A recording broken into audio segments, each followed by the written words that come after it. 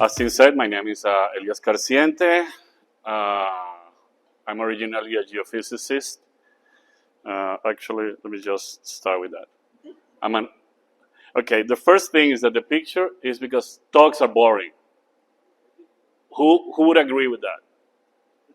Come on, be honest. So I don't want to give a talk, I want to have a conversation. Okay, so let's start with that. That means interruptions are welcome, comments are welcome, your own anecdotes, and whatever you have to share, it's all welcome. We are all here to learn from each other. I just happen to have the mic. Okay? So I'm an unprofessional geoscientist because I haven't fell for the Pega ransom or blackmail. I mean, whatever. I'm not on a Pega yet, but I've been a geophysicist for 30 years now. So I'm just not allowed to say I'm a geophysicist, I guess, right? So I'm also a data scientist. Thank God that's not regulated yet. I work as a solution architect, a father, a husband, a thinker, a tinkerer. I have this pathologic FOMO, fear of missing out, which forces me to learn as much as I can about as many different topics as I can. I'm a firm believer that everything is interesting if you look close enough. Okay, so yeah, it's as I said, this is going to be a conversation. I might go back and forth with the slides, and also I will once again welcome all the interruptions and the interactions that will prove that you guys are alive and engaged, and make me feel less nervous. So today we're going to talk about consulting. And when I say consultant for today, I mean independent consultant, right? I mean, if you get a job as a consultant anywhere, that's great. But most of what we're going to talk is about people who launch themselves to the market, hoping to solve problems for someone else, for some other company or person, and get paid for it, right? So a consultant is a mythical creature that appears out of nowhere to transform the native money into more work and problems. That's not true, but isn't that the image that most of us at some point have had about consultants? Who called this guy? He doesn't know anything about us, blah, blah, blah, right? By the way, the images are from a movie called The Kid from 2000. And that's exactly what the lines say. So I love that scene. What does a consultant do? Consult, yes. Anyway, the point is, right, that we as a community are here because we are transitioning, most of us, or we want to be ready to transition at some point. And the most natural path when we don't have a job is to find another job. Today, we're going to talk about creating your own job. Right? Like, we are, again, we're going to talk about becoming an independent consultant. So before that, let's take a little detour. Please trust me here, scan that, and answer the question. Yeah, there are so many, right? Like, there is this shepherd, sitting on a hill, watching the sheep, and the black Escalade parks next to him. And a guy says, if I tell you exactly how many sheep you have, will you pay me $10,000? And the shepherd was so curious that he said, sure. So this guy pulls up a laptop, gather satellite imagery, then run a computer vision algorithm, distinguish all the different sheep. Another program counts all the sheep, classify male, female, calves, adults, whatever, And then he gives the guy the report. You have this many sheep, this many females, this many males, this many youngs. And the shepherd said, okay, if I tell you what you do, would you give me my money back? The guy says, sure. You're a consultant. How do you know? You came without being called to answer a question no one asked with a response that I already knew. Right? So yeah, I mean, we all know the different things. Anyway, this would have been better if we had more people. But what I'm trying to show here is that, wow, who said 6? Really? You teach Michelin bakers? Yeah, no. If you don't teach Michelin bakers, you can't put 6. That's a lie. Anyway, the point I'm trying to make is that the knowledge that a population or a group of people have about specific topic gets some sort of distribution, right? I mean, some people know less, some people know more. For the effects of today, we're not going to get philosophical, and we're just going to call knowledge justified true beliefs. Yeah, I could extend a little bit. Yeah, I will. Sorry. I can't resist the temptation. My favorite definition of knowledge is the one of how people use it, right? When people say, I know something, they could be totally wrong. So Mark Twain said, it's not the things that we know, it's not the things that we don't know that get us in trouble. It's the things that we know that ain't so. So my point is that knowing has this feeling of certainty when we use the verb, but it doesn't guarantee that what you think you know is true. So what more serious people define as knowledge is justified true beliefs. So it's something you believe that happens to be true, but not by luck, but because there is a real justification by evidence, by authority, by something else, right? So anyway, we all know things. And that knowledge is distributed. Like, for instance, driving, right? There is a lot of people that, there is a few people that drive really, really bad. And then there are the F1 professional drivers. Those are small groups. And then in the middle, most of us drive there, right? A little bit to the left, a little bit to the right. But now let's say making a sandwich.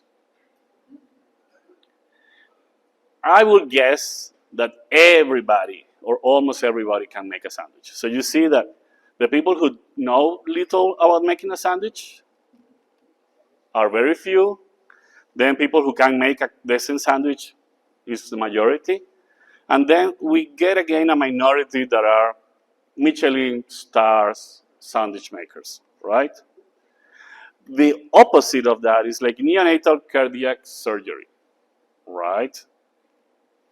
We have a few people that don't even know what the words mean. Then we have a chunk of people that don't know how to do it, don't know when to do it, or what is involved. And then we have a very, very few, a very long tail in the distribution of people who actually can do it and know what they're talking about. So this is how knowledge about something distributes, right? Like any other attribute. So I want to see hands who consider themselves a knowledge worker. So in my opinion, everybody is a knowledge worker. You need knowledge to do whatever you do. But one of these definitions that, again, you're going to hear a lot about that today. I'm sorry. I'm very picky with words. But for this presentation and for dictionaries and stuff, knowledge workers are workers whose main capital is knowledge. And for me, a very easy way to classify is about your deliverables. right? If you deliver lectures, recommendations, reports, decisions, designs, plans, strategies, or something like that, instead of, a house, a cake, a box of cookies, then you most likely are a knowledge worker. And have you ever learned anything about anything? Oh my God. Okay, no, I'm the wrong place. I have to go. Thank you very much. I'm going to ask once again. Have you ever learned anything about anything? Right. Okay, perfect. And what do we do with knowledge? Well, it depends. Right, but basically we can apply it, we can share it, or we can get more. So this is 4 different profiles. We could have more. So for instance, the students spend most of the time obtaining knowledge. Teachers, it's kind of the reverse, and they don't do a lot of applying. The specialists, like your mechanic or your geoscientist or, your whatever, they spend most of the time applying that knowledge, and they also spend a bunch of time getting more, staying up to date. And then consultants, they are in a middle place where it's, in my opinion, a lot of fun, right? They're applying the knowledge to real problems, solving business problems everywhere. They also educating their clients. That's a big part of consulting, in my opinion. And of course, they also need to remain current with everything that happens, and they also learn from the clients and the project. So it's kind of a middle that's really cool. So if that's something that you're interested in, then yeah, if it fits what you like to do, then it's great. This is, we're going to get back to this slide later, but basically the point here is that there are a lot of different levels where you can do consulting, right? I mean, you can deliver information, you can solve problems, you can do recommendations, all the way to redesign an organization, right? By the way, very important, I cite my sources. Okay, so yeah, I made that up, but seems reasonable. So consulting. I assume that you guys have worked already for some years on something. Is that assumption reasonable? Okay, so now showing hands again.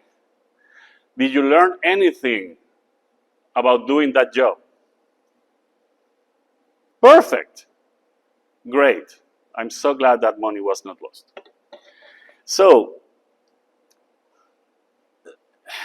the natural path then for you to consult would be on something that you did for work. However, I want to make very clear, you don't have to. Don't limit yourself to that. If you happen to know or like or love something, some topic, you can consult on it. There are baby naming consultants. They exist. They charge people to help them name their babies. So believe me, nothing is too far out. Okay? Now, this is the part where I remember the worst part of parenting. You know the problem with kids? They don't do what you tell them, they copy what you do. Lucky for me, you're not kids. So, you're going to do what I say and not what I do. Because this is, and this is kind of personal, I'm not sure if I should share it, but I'm going to anyway. This is the hardest part for me, right? You need to find a niche. You cannot be a consultant on everything. When you appeal to everybody, who do you appeal to? Nobody. When you appeal to everybody, you appeal to nobody. You need to focus and find your market, find your audience. So you need to find something you want to do, of course, that you deliver exceptional service on it at your level. And this is going to come back, and this is important. You don't need to be the world expert. You just need to do what you do well. It helps if you already have a reputation for it, and it also helps if you have a robust network for it. So let's say you spend 15 years doing, I don't know, logistics. Then it might be natural that you consult in logistics. You already built credibility. So a lot of people already know what you can do on that area. So it's great. But it doesn't have to be. And when you talk about your niche, you need to be, again, very articulate and very, very intentional and very precise on who you help. Who are the people who benefit from your services? On what challenges you help them, right? You help them doing what? I mean, let me rephrase. What do you do that actually has value for them? And how are they better after you did what you do? And you have to be as specific as possible, right? And as concrete as possible. Exactly like the abstract or my bio. They are both very vague, but again, do what I say, know what I do. And this is the last part. It must be clearly articulated. It's very important because your audience, your market, might understand it. But people who can get you into the market, no. So everybody needs to understand, like the 5-year-old version of who you help, what you help them with, how are they better after you. Okay. Does that make sense so far? Okay. Now, this is the part that I like the most. Sorry, by the way. If you forget everything I said but one thing, please, it's these 2 slides. You need to focus. And I cannot tell you how important it is. I know it because that's what I struggle with. I don't consult on consulting, and here I am. You see? So it's really, really important to focus and to be. Everybody needs to know exactly what is it that you do so they can recommend you and they can find you and blah, blah, blah, blah. Okay, so now this is the part that I find the coolest. This here is you. It could be anywhere, right?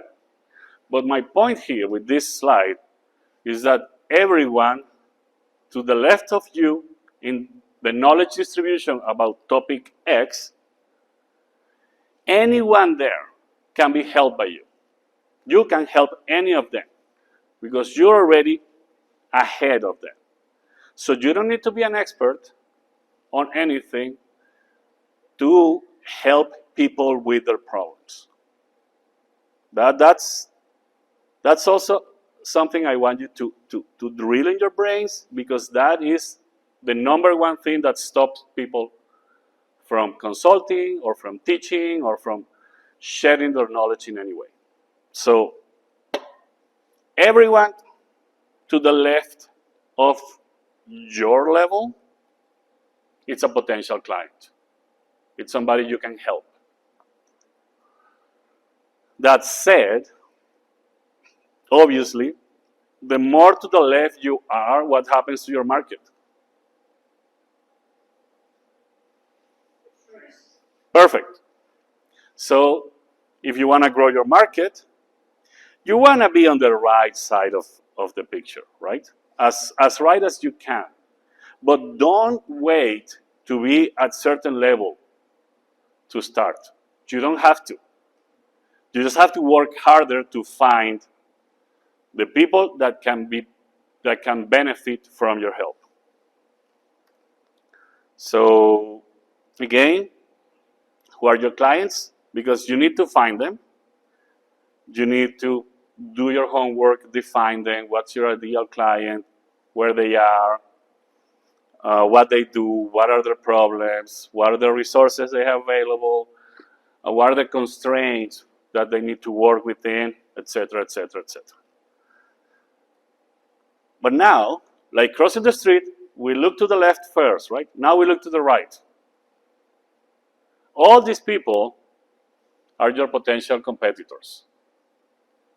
So again, same thing. The more to the right you are, less competition, bigger market, it translates to higher rates, right? You can charge more. So basically, before deciding what do you want to consult in and where your niche is, think about this. Who's on your left and who's on your right? That's actually something that works really well. People take the jobs they can do by themselves alone and then call a mentor to share a more complex job. And that brings me to this slide, right? This is where you want to be. This is the type of problems that are the most beneficial for you, the type of projects, the type of problems, the type of gigs, where you have to stretch when it's a little beyond your capability. You need to learn something else. You might need somebody's help. But what happened after you finish this job? You move to the right. So if you keep getting jobs like that, you move faster towards become a world-class expert on whatever. Baby naming, right? Food dog preparation. It doesn't matter. So yeah, you wanna always be in a problem bigger than you, big enough to make you grow, not big enough to make you fail. So that's you have to find that point. So far so good. Am I adding any value? Are any of you on my left in this? Well, not anymore because I already shared what I knew. Now you're the same level if you weren't before. So anyway, a few tips that I find worth remembering if you're gonna try the consultant life. And again, every time I say consultant, I mean independent consultant. Good news, move fast. You need to keep your client engaged with everything good that's happening. But bad news need to be delivered faster, so they know what to expect. You can manage expectations. You can discuss remediation or mitigation strategies. Sometimes you can just, discover a stop point, like, okay, no, this makes no sense anymore. We should stop it. I shouldn't keep charging you because we're not going to solve this problem, right? Of course, you have to have solid evidence that it's not solvable. No, it's not that if you can't, we go back to what we said before. You find a mentor or someone else, and you get it done. Always have a written charter agreed upon with the client. Make very clear what is it that you're going to do and what is it you're not going to do. Otherwise, everyone gets disappointed. So that needs to be not only very clear, but also on black and white. I wouldn't say paper because everything is digital these days, and please say the trees, but it needs to be written down and agreed upon. Okay, again, going back to the first two, show and check progress as much as the client will allow, as much as you're not annoying them. Even you can annoy them a little bit, not a lot, but just keep them up to speed on everything so they know what's going on, what to expect, where they're standing, because your project is just a piece of the puzzle. You fit into a bigger picture, so you need to let the client know how is it that you're going to fit. And I'm seeming redundant, right? I'm saying the same thing 4 times, but constant communication is critical. It's the most important skill you will need to be a consultant. Everything else, you can be decent. You don't need to be a star, as long as you solve the problems within the constraints.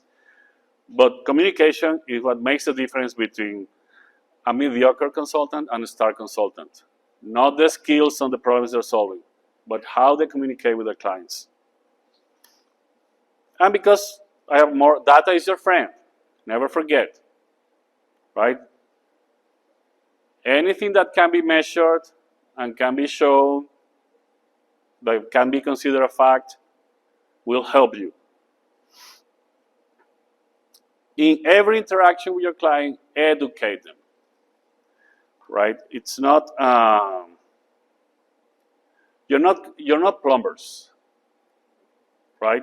When you get a problem in your toilet, you call a plumber, they fix it and you stay as away as you can from it, right? Most people will. Am I right? No? All of you are plumbers wannabes? That's okay, nothing wrong with that. But sure, but most people outside of this room want to be away from that. Because all we care about is the problem is solved, I pay, and the transaction ended. In your case, as a consultant, you don't want a transaction, you want a relationship. You want to be a partner of your client for as long as possible if it's a good client. And if it's not, you can't just fire them, just like they will fire you. Remember that. You don't have to work with somebody you don't want to work with. That's one of the beauties of being an independent consultant. You can choose your clients. But in order to foster that relationship, you have to educate the client in every interaction. They need to see value on every interaction, and they need to become better at what they do on every interaction.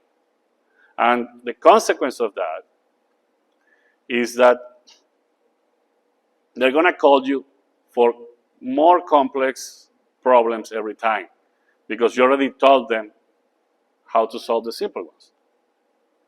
That means that A, you become more important for them, and B, you can charge higher rates because you are doing something harder.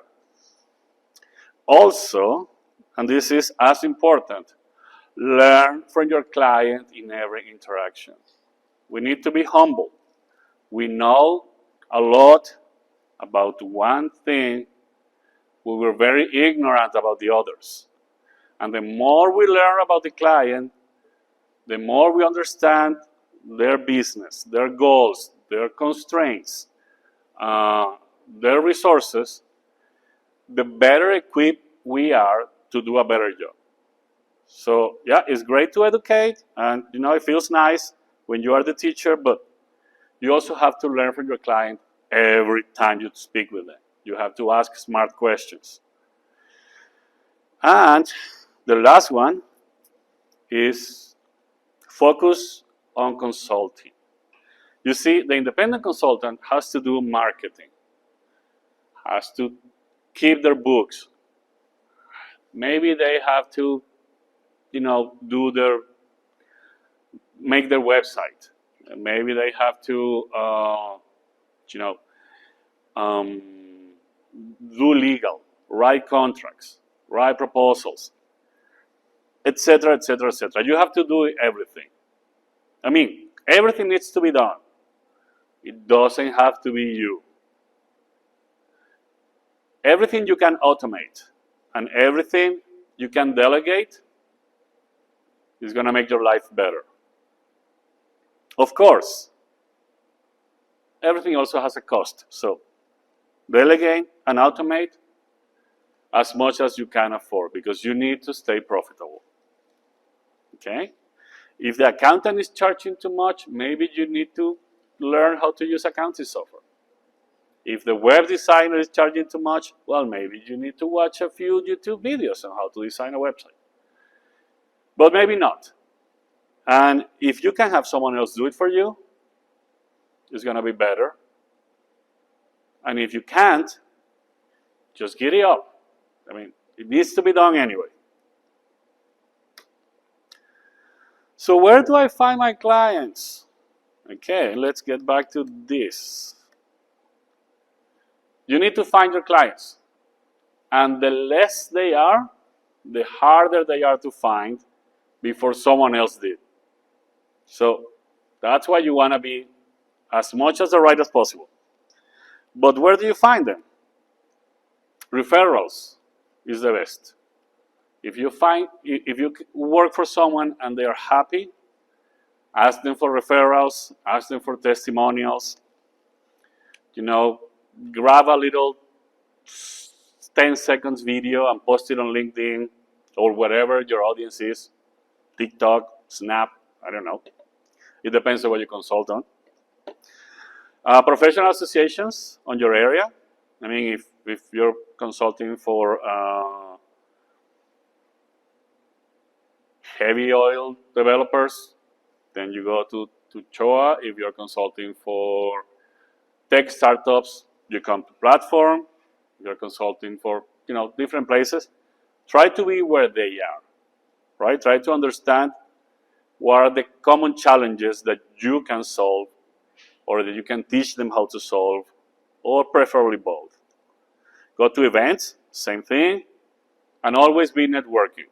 Always be figuring out who needs you and telling people what you do. But, hey, dude, the promotion said that you were going to talk about the online presence. Yes, because not only you can find them, and that's hard work that needs to be done, you also can help them to find you. And that's what the online presence is for, right? You have a marketer and a publicist that works 24/7 in all the countries of the world working for you. So what do you need? Well, you need a professional email, right? Who gives you more confidence? Sending and receiving a proposal from testtheprocurementexpert181@hotmail.com or from test@painlessprocurement.com. That little thing after the @ which is called the domain name, makes a big difference. So you have to get one. Go buy one. That's the only thing that we're going to discuss here that you cannot get for free. You can get it cheap. You can get it included with other services, but you cannot get it for free. That is absolutely true. Karen here, she's one of my idols. Every time she says something, I learn something. That said, a domain name is usually like unless it's like a very high demand name. No, even then, it's $20 a year, Canadian. So that's less than $2 a month. If you cannot afford $2 a month, maybe you shouldn't be consulting. Maybe. Again, it's the only expense that you have to make. But that's true. If you can't afford it, well, you can wait until you can. So once you have the domain name, you can get paid email with that domain using Google or Outlook or other services, or you can get it for free with Soho or other companies that do that because they try to sweeten you up to sell you other stuff, right? Then you need a professional website. Again, you already got the domain. So You need to host that website somewhere. There are thousands of offers, but I'm cheap. I like the free options. And to do it for free, this is actually a little bit interesting, a little bit nerdy. So I'm going to make a big parenthesis here and talk about that. When you guys go to a website, a request is sent to a server, and most of the servers today are running on WordPress or something similar, which means the page you're trying to load doesn't exist. The server makes it on the fly, put it in a package, and send it to your computer. That's what it's called a dynamic website, which is most of the websites. There are the other kind, the ones that were at the beginning of the web, that are called the static websites. Those are actually files, HTML files, sitting somewhere in the cloud, and you could have a static website. It means just a bunch of files in a folder that you can build on your laptop and upload to the cloud. When you do that, a few things happen that are really cool. The first one, your site is faster because no one has to put anything together. It's already made, you request a file, it gets sent. Faster files, faster websites mean better SEO. Everybody knows what SEO stands for? Search engine optimization. Fantastic, excellent.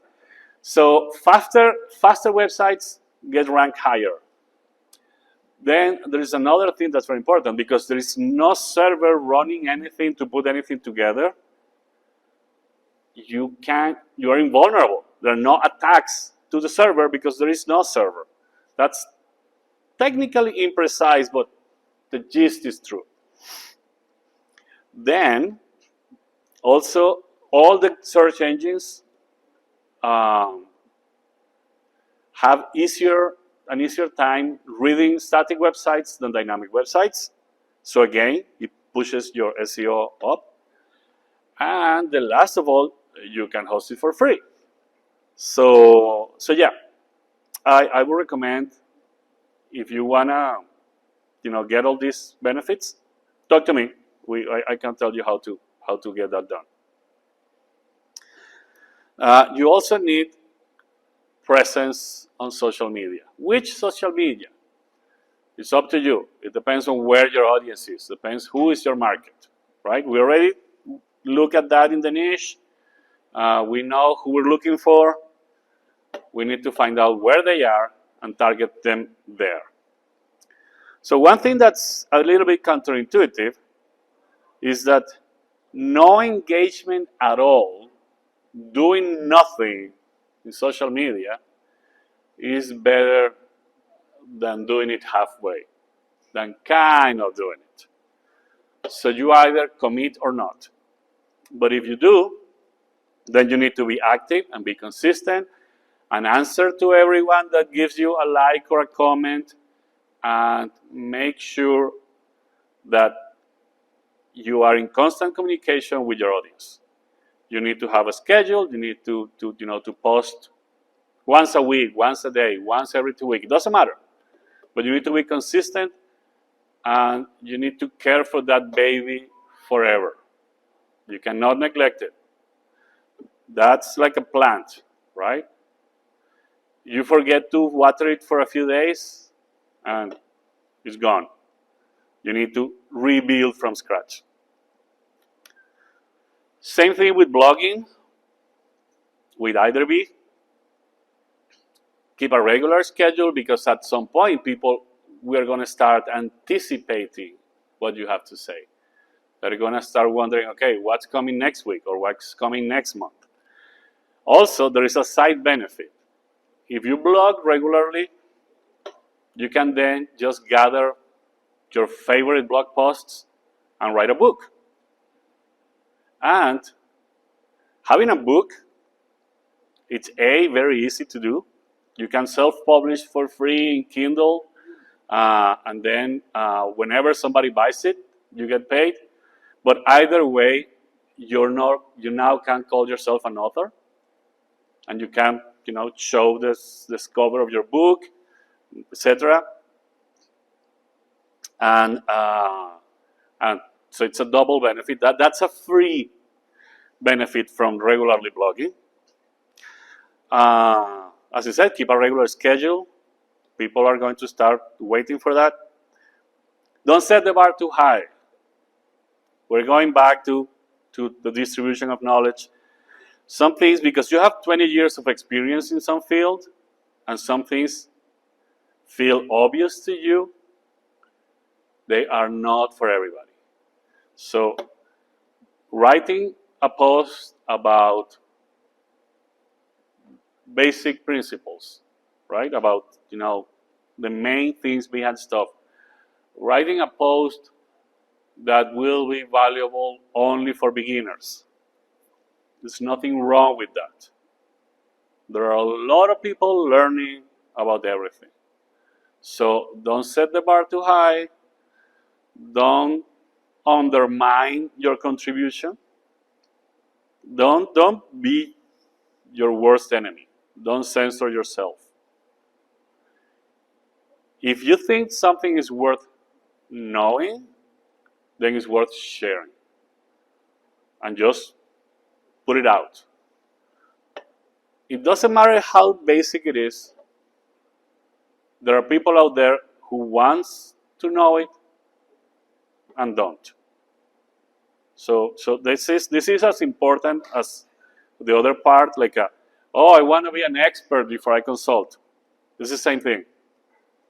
And the flip side is, so I'm giving all this away for free. Well, yes. But no. You are building your reputation. You are building your credibility. You are reaching a bigger audience. Somebody working on some office will find a problem and say, I follow this guy who does that. Let's contact him. So it's worth it. And because from the previous slides, you have a professional website, try to post there first. And then when you put it on LinkedIn, you put it originally published in that. That will drive traffic to your site, where you can actually show a whole lot more than what you can show on a LinkedIn post. And you're not competing with everyone else's content. It's your website only for you. Portfolio, use cases, testimonials.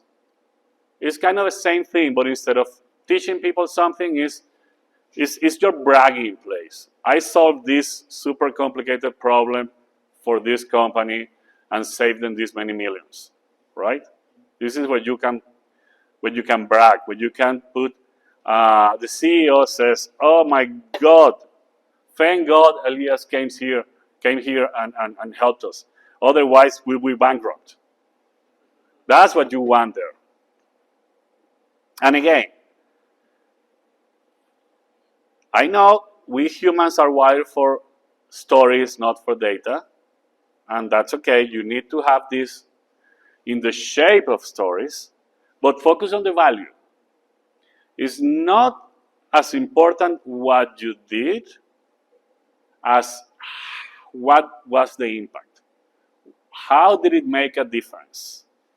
Okay? It's always very important to focus on why are these people so happy I came to their office one day. So yeah, you can put all of that again. You have it on your website permanently, and you post it on whatever you post. A newsletter, it's basically the same as the blogging, but it goes straight to people's emails. And it has a few advantages, because you can check who subscribed to your email. That means, these people are interested, maybe I should reach out. You can check who actually read it, who decided not to read it, who unsubscribed. So you can use all that information to target your marketing, to decide who to network with, to decide even what to focus on or to pivot. right? Okay, oh no, I started as a data consultant, and it turns out that all the people I talk about, they have their data problems solved, but they need infrastructure help. They need help with the cloud. Then I can do that too. So you can refocus, right?